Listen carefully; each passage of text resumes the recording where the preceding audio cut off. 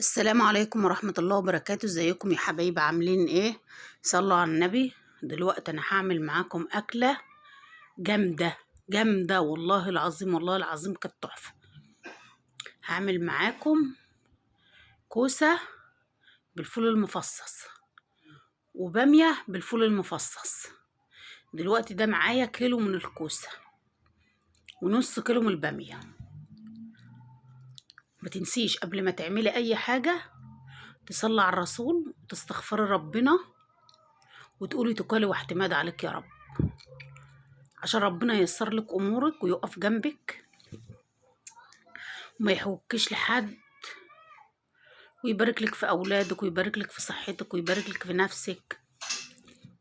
دلوقتي الكوسه دي انا ماسكاها غسلها كويس قوي، مسكتها غسلتها كويس قوي ودعكتها. لازم تدعكها كويس عشان بيبقى فيها رمله. الكوسه بالذات بتبقى مليانه رمله، ولو عندك ليفه كده ولا فرشه خليها للكوسه مخصوص. اعملي لك ليفه او فرشه، في فرشه لغسيل الكوسه تعمليها لها، بتنزل الرمله اللي فيها وتنقعها شويه في الميه، هتبص تلاقي الرمله ايه مرقده تحت كده، الرمله بتاع الكوسه. دلوقتي انا قطعت شويه من الكوسه معاكم اهو، هقطع شويه من الباميه عشان تشوفوني. للاسف بقى ان الباميه طلعت ايه، نص كيلو طلع منه ربع كيلو بس، والربع التاني طلعت شيخه كلها طلعت شيخه اهو. بص بقطمها اهي لقيتها شيخه، رحت رميتها في الزباله. بدل ما كل شويه بقى اروح جايه على الزباله، اللي حلقاها شيخه هركنها على جنب، واللي ما هي الشيخة هروح ايه مقطعاها. هو انا دلوقتي البامية دي فيها كبيرة وفيها صغيرة، بس والله العظيم خضرة تشوفها ما تقوليش ولا واحدة شيخة فيها، وحياة ربنا تقولي ولا واحدة شيخة فيه لما تشوفيه، من خضرها وجمالها، شكلها حلو قوي. بس يلا الحمد لله كل واحد بياخد نصيبه.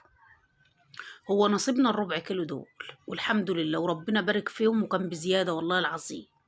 بس الاولاد حبوها قوي، حبوها قوي بالفول والله، هي والكوسه. لا طعمها، الفول ده بخلي طعمها في حته تانية، بخلي الكوسه دي اللي مش هيحبها هيحبها، بخليها تروح في حته تانية. والباميه برضو بخليها تروح في حته تانية، حته تانية خالص. دي اكلة امي الله يرحمها، ما تنسوش تدعوا لها بالرحمه والمغفره. دي كانت امي بتعملها لنا، وتروح مديها غلوة على النار كده على البوتاجاز، تروح حطها في الفرن. حاجة تانية حاجة تانية. دلوقتي انا جبت بصلة وبخرطها لايه، للكوسة. البامية انا ما بعملهاش ببصل، بعملها بتوم بس. هتقعدوا بقى تقولوا لي مش عارف ايه وياع ومش ياع، البامية بتنعمل بتوم بس، لازم توم وبصل. كل شيخ وليه طريقة يا جماعة، وكل واحد براحته. جربوها بالتومة بس، هتلاقوا البامية دي في حتة تانية وطعمها في حتة تانية والله العظيم. كل اللي كلها من ايدي قال لي ولا كلمة. البصلة ديت الفكرة الكاميرا اللي مكبرة البصلة، هي مش بصلة كبيرة قوي. خرطتها معاكم اهي، وهاخدها بقى واديها على النار، احطها على النار وانا دقة التوم في الهون. التوم انا دقاه في الهون الخشب ده اهي، حطيتها على النار اهو، واحط لها معلقة سمنة ومعلقة ايه، كان عندي حتة ليا بتاعت خروف مسيحاها، هحط معلقة من دي ومعلقة من دي. الكوسة والبامية نفس الوضع. ما تنسوش تحطوا اللايك وتشتركوا في القناة وتفعلوا زر الجرس عشان يوصلكم كل جديد. بصي اكلات زمان دي اصلا مفيش منها، والله العظيم ما في احلى منها، مفيش منها دلوقتي ومفيش احلى منها اصلا. الاكل بتاع زمان ده عمرك ما هتلاقيه دلوقتي. دلوقتي دي اكله يعني فيها الخضار وفيها البروتين. البروتين اللي هو ايه، اللي هو الفول والخضار الكوسه والباميه، يعني فيها العناصر كلها. والنشويات اللي هو العيش، عايزه تعملي باميه عادي لو بتحبوها يا ربي انا اسفه، عايزه تعملي رز جنبها مش هيقول لا، هيبقى جامد وطعمه حلو بالرز. مش عايزة رز بالعيش، بس أنا بحبها بالعيش وأولادي بيحبوها بالعيش بصراحة. بس لو عملت رز يعني مش هيقول لأ، هيبقى طعمها تحفة برضه، يبقى طعمها في حتة تانية. دلوقتي أنا جبت التوم أهو، حطيت حتة هنا وحتة هنا، حتة توم. على فكرة يا جماعة أنا غاسلة إيدي والله، لا تقولوا يا وإيديها ومش إيديها، لأ والله بإيديها. لأ أنا غاسلة إيدي ومنضفة، أنا عارفة أنا بعمل إيه. أنا مش هأكل ولادي حاجة متلوثة ولا حاجة كده ولا كده، وأنا نفسي هاكل منها. دلوقتي بقى بديها تشويحة بسيطة، حد البصلاية تشويحة بالتومة بالمادة الدهنية بتاعتها. وبرضو نفس الوضع التومة، نقلتهم الاتنين ورا بعض. التومة برضو صفرتها بس، يعني ما صفرتش، هي تشويحة بسيطة كده هي والبصلة. وهروح مفضية عليهم الطماطم. دلوقتي هفضي عليها الطماطم اهو. وبعدين يا جماعة ربنا بيحلل لكل واحد زاده. طالما انت بتصلي على رسول بتستغفري ربنا وبتوكلي على الله قبل ما تمدي ايدك في الحاجة ولا تعملي الحاجة، هتلاقي ربنا سبحانه وتعالى ميسر لك امورك، هتلاقي اكلك ده طعمه في حتة تانية، هتلاقي عيالك حبوه. ربنا بيحلل لكل واحد زاده يا حبايبي، والله العظيم ربنا بيحلل لكل واحد زاده. والله والله انا ما بكدب عليكم، كان طعمها تحفة. والله لو فيها حاجة هقول لكم لا. وبراحتكم برضو، كل واحد براحته. جربي مثلا، ممكن تجربي مثلا في ربع كيلو كوسة وربع كيلو بامية. والله حبتيها حبتيها، ما حبتهاش خلاص، بس تعمليها بنفس طريقتي كده. بتجيبي الفول بتنقعيه ساعتين، انا نقعته ساعتين. بعد كده هروح مفضيه على الطماطم، حاطه حبه هنا وحبه هنا، واسيبه يغلي غلوتين بس. حطيت شويه ميه هنا وشويه ميه هنا، وهحط معلقه سكر هنا ومعلقه سكر هنا عشان الحموضه، تعمل معادله يعني مع الطماطم، وفي نفس الوقت ما تعملش حموضه. وبحط لها ملح وفلفل وكمون بس اهو، السكر اهو. وكان عندي حبه شوربه فاضلين من حبه عصب كده، كنت جايبه عصب ومسوياه، كان فاضل منه شوربه، هفضي شويه هنا برضو وشويه هنا. العصب ده يا جماعه اللي هو بيبقى لا مؤاخذه، وانت بتجيبي لحمه اللي هو بيبقى العروق دي، العروق وحتت كده عامله زي حتت الكوارح كده، هو ده اسمه عصب، بينباع هنا. عندكم بقى بتسموه ايه؟ بينباع بالكيلو، الكيلو ب100 جنيه. فكل واحد على قده، انا بجيب النص واعمله، معايا فلوس بجيب الكيلو، معايا فلوس بجيب لحم. كل واحد على قده، كل واحد يمشي على قده، ومحدش يبص لحد يا جماعة، محدش يبص لحد، كل واحد يبص لعيشته ويبص لحياته ويبص لنفسه. ربنا بيدي كل واحد رزقه على قده، ربنا سبحانه وتعالى يا حبايبي بيدي كل واحد ايه؟ رزقه على قده.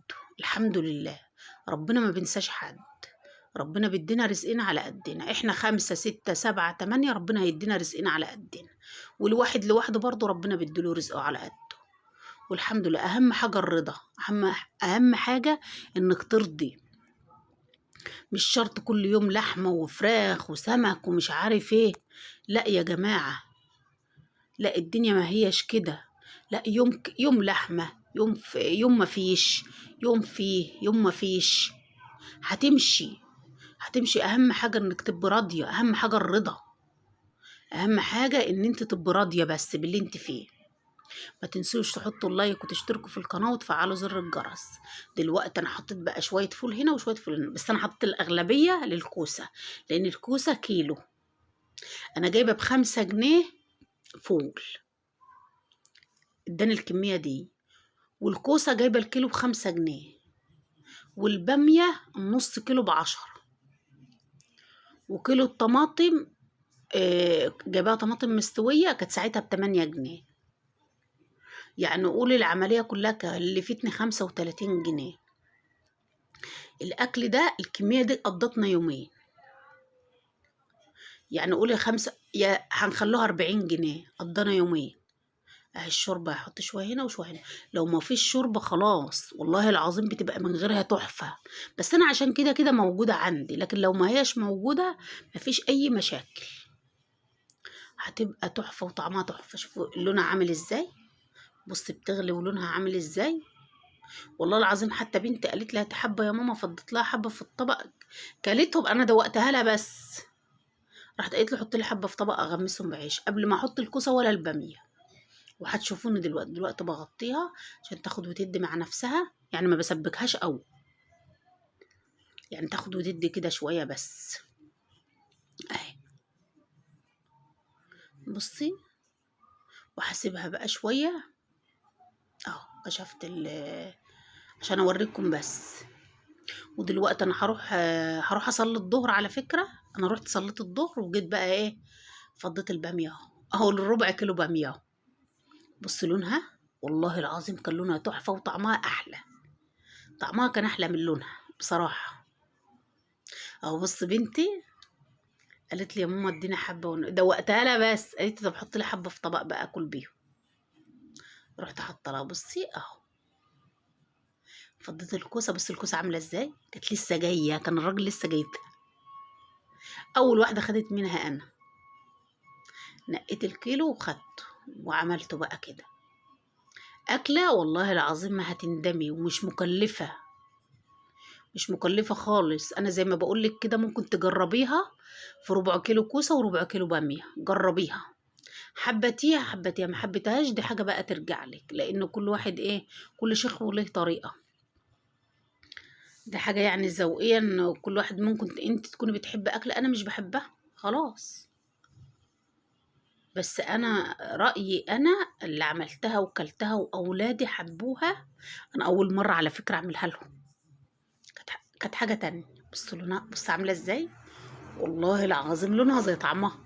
دلوقتي جبت بتنجان اهو قليته معاكم، دول فصين توم، واحط عليهم شويه فلفل خرطتهم اهو، غسلت الفلفل وخرطته، واحط ايه بتاع 3 4 معالق ملح وشويه كمون بس.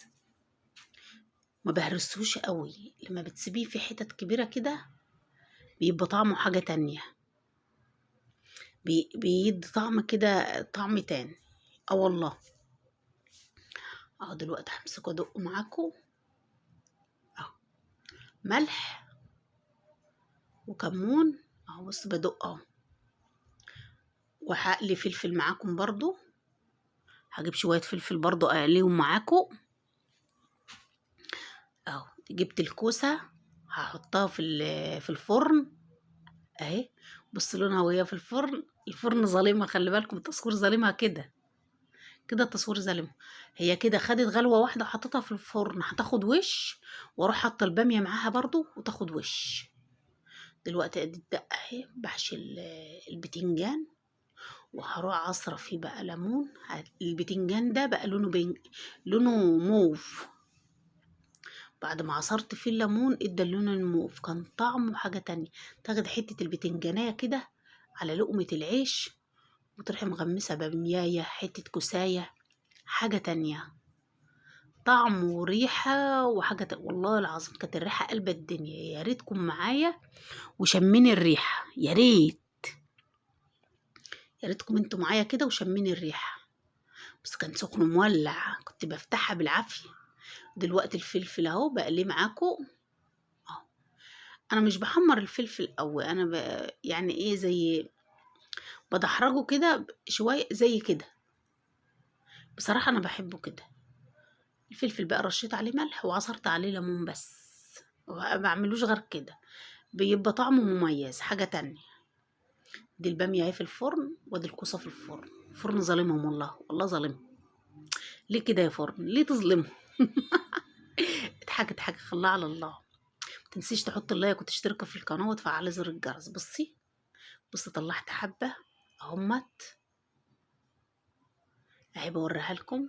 لازم تسيبي الكوسيه فيها تكه، لازم يبقى فيها تكه اهو. بصي، بصي الباميه، والله العظيم كان طعم وريحه بصوا كان في حته تانية، والله العظيم ما هتندموا.